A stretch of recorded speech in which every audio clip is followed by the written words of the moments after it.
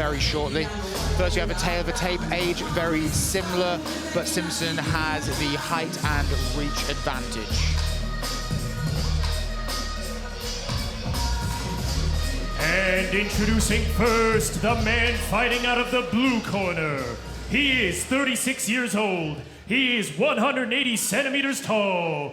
Hailing from Norway, representing Different Breed MMA, Viljar Different Breed Andre Tangstad.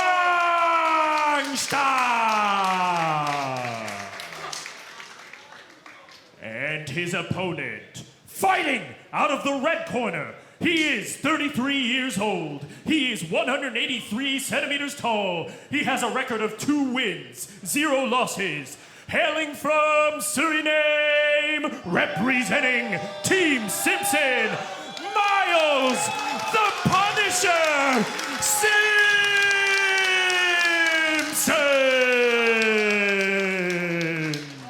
And the referee for this bout will be Mr. Tariq Khan. Okay, gentlemen. We're getting ready for the most classic MMA matchup, the striker versus the grappler. The sort of bout that began the competition and still has a rich vein running through it, and one that is endlessly fascinating. So here we are, the 5th fight of LFL17. Miles Simpson in the white trunks, Viljar Andre Tangstad in the blue. Here we go. Ooh. Straight elbow to the shoulder there from Simpson. I was Tangstad, I would keep my hands up, but that's me. You can see Simpson already headhunting there a little bit. And there's that. Good sprawl there by Simpson. Looks to break. Good head positioning here by Simpson, but Tangstad is where he wants to be. Keeps connected, doesn't allow Simpson to move away there, and now he's just got that head against the jaw, which it's horrible to feel. He's looking to hook the leg and take Simpson down with the body lock. Oh, some nice shots coming in there from Tangstad. What does Simpson need to do here, Mario? I would bail on the overhook and start fighting the hands immediately. Once you bail that overhook, it's going to force Tangstad to grab the body lock. And then from there, you can start peeling the grips. Sometimes when you hold on to the overhook, it actually keeps you attached more. And you're stuck in that position where Tangstad is just chilling, pressing his weight across Simpson, and he's just tiring himself out. And is that an experience thing where you might feel safer through the connection, while really in reality the better thing to do is to disconnect? It feels so natural to hold on to the overhook, but sometimes it doesn't help you unless you're setting up like a Ushimata or a Ragoshi. Which Simpsons could be, we'd never know. That's what you say, Mario. It's definitely scary when you are not used to those situations, when you got a hold of the arm and you have to let go. You're like, no, I don't want to let go. He's close to me, nothing can happen here. But then this is what happens, because if you keep him in that position and you can keep on working, looking for that takedown, in the end, the takedown will come. Exactly. And again here, he's just burning his energy. Simpson is doing a pretty good, decent job of neutralizing the position, though. You see Tangstad looks very relaxed here in this situation, doesn't feel he's in much danger. Hooking the leg again. Oh, beautiful job here. And we've still got over half the round to go, and Tangstad is almost exactly where I'd want to be. It's a lot of time for Tangstad to work, but Simpson is on his knees almost. His leg is stuck between the legs of Tangstad. Again, I would bail. There we go. Start immediately fighting the hands, working your way up. It's good to see. He should have been up, though. He was waiting too long. And Tangstad has got one of those hooks in. He's going to start working towards that back take. He's got a hold of the wrist and needs to keep a hold of that, because his leg is stuck. If his leg wasn't stuck, I would let go of it and push up, but it's very difficult to get that leg out of that position. There he goes. Oh, but there's this opportunity to take the back here. He needs to push up. He needs to tripod. Tangstad's got one hook in, and it looks like he's got the second. He's going to flatten him out, I think. Simpson's not careful. He's going to get choked out here.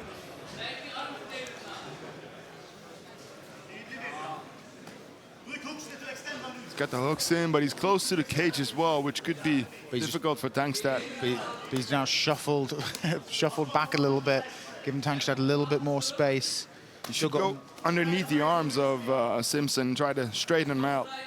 I think he might have heard you there, Stefan. The problem here is Simpson's just accepting the back position. He's got the rear naked, I think. Oh, very close. It's a good job by Simpson to move his hips. And just over a minute left of the round.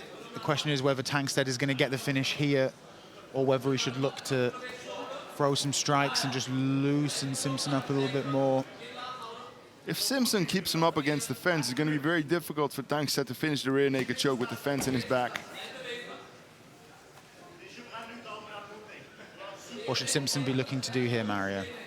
He's doing a good job here, having 2-on-1 on the arm, controlling one arm, and then I'll start to kind of shimmer my hips, start turning in and get elbow under.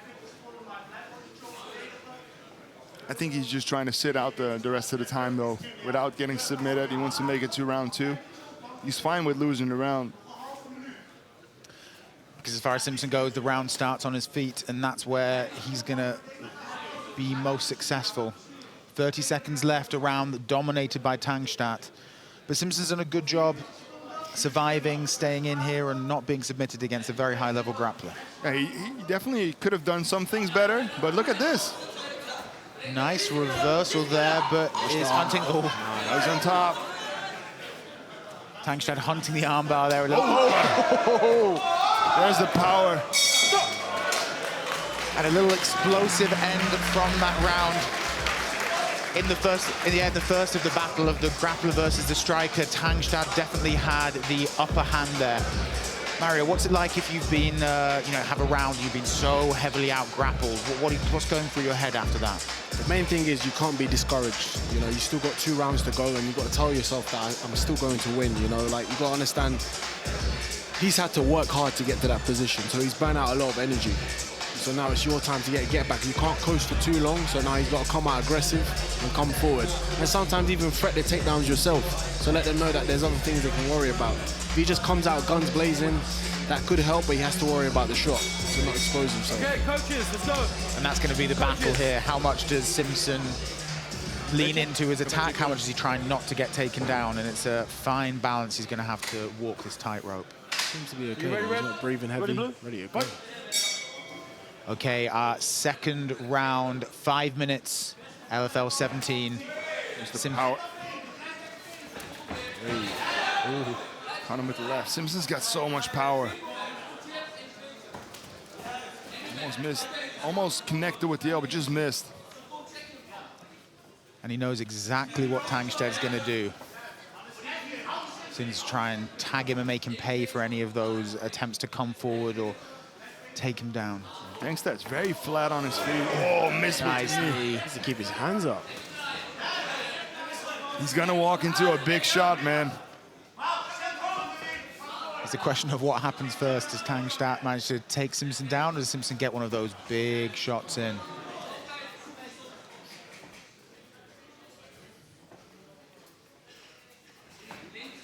I would fake low and go high if I was Simpson. Oh, good right hand there. Oh, he's hurt. He's hurt. He's got him rocked, but ends up back in the same position as round 1. Very smart, very smart. He's got that leg hooked again. Let's see if Simpson's learned to defend that. Oh, there we go. Very nice reversal from Simpson.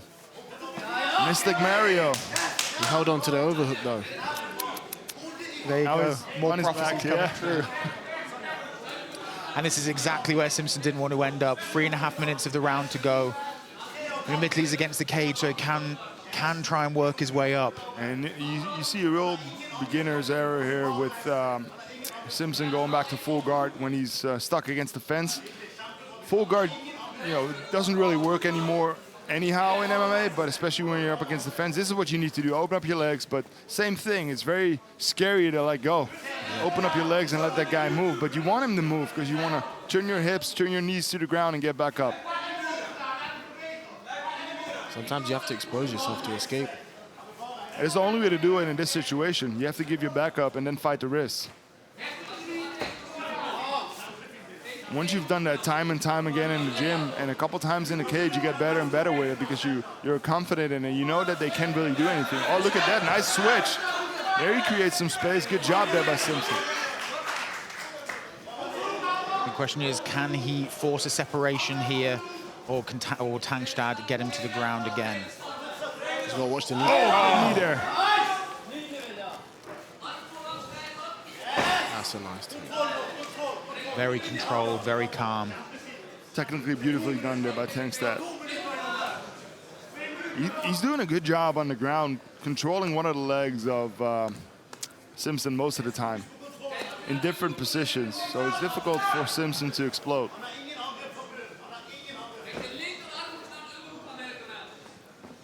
Still just under 2 minutes for Tangstad to work. Interesting to see whether he tries to advance here or postures up for some strikes. Just trying to create some space. It seems like for an elbow with his head. There he goes. He's looking for a Dars or arming guillotine here. Simpson should look to grab that single leg to build his way up. Watch the knees to the head here. Looking at that leg again. Oh. That's too easy. The handcuffs there as well. There we go.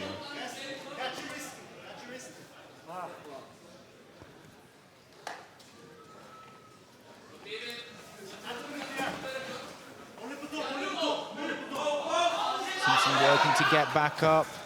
Nice work, but drags him back down. It's a lot of energy to get back to that position, only to be back where you started only a few seconds before. Especially when you're fighting someone who wants to wrestle and grapple, you have to think 4 steps ahead. As soon as you build up, they're going to grab the body lock. So you should have your hand ready there to block.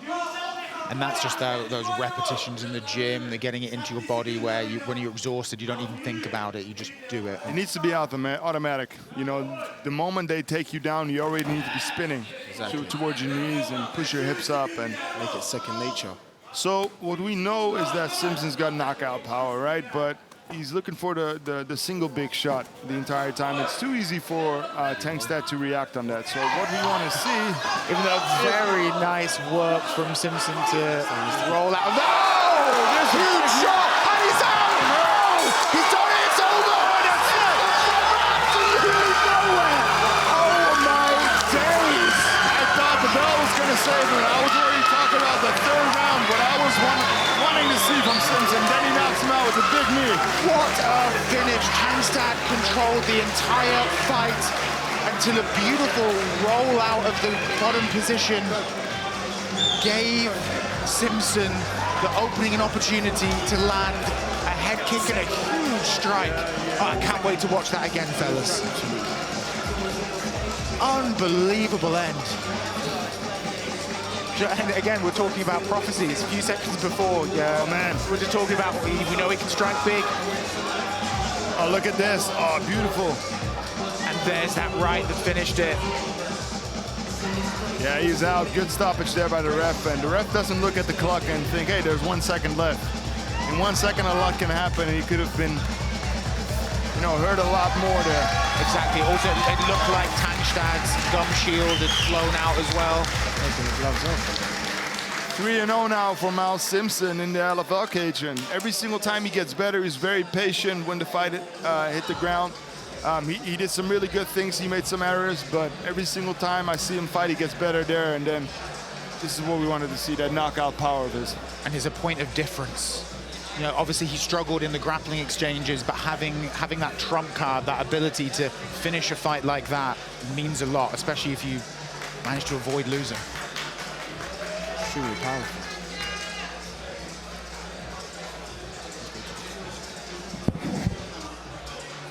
So here we are, we're just waiting for the judge's decision and to come in. ladies and gentlemen, we have a winner by way of knockout in the 2nd round. Miles the Punisher Simson!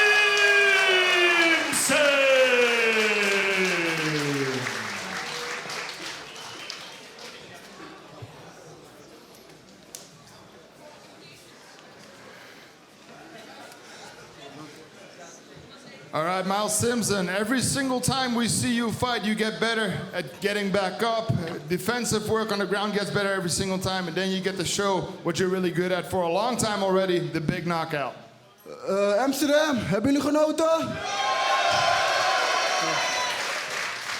Like you said, Stefan, I get better to every fight, but it's because I also look at legends like you in the sport, so I'm really grateful we can learn from Dutch legends like you. And yeah, you know, I'll be training really hard with my team. Gino, Jordan, John, everyone from Meraki Gym, and everyone that supports me. They got my back. Baby, this is for you too. Keeping with all my bullshit day in, day out. I'm just, really, you know, if there's something I got, it's like never giving up. And you can see it. You know, I was down, you know, almost the whole fight, but something in me, that Suriname blood is running through my face. So when I pull up, you know, I gotta knock these guys out, man. Can you tell me what was going through your head during the first and the second round? Because he was on top most of the time. You had to be patient, and when the opportunity came, you took it and knocked him out. Yes. You know, I gotta thank my team for that, because I wanted to use all my strength in the first round just to get up, just so that he can't take me down. But they kept my composure really strong throughout the fight, and then second round, you know, I had to do what I gotta do, and that's punishment. Ladies and gentlemen, 3-0 in the LFL cage, Miles Simson. What a performance.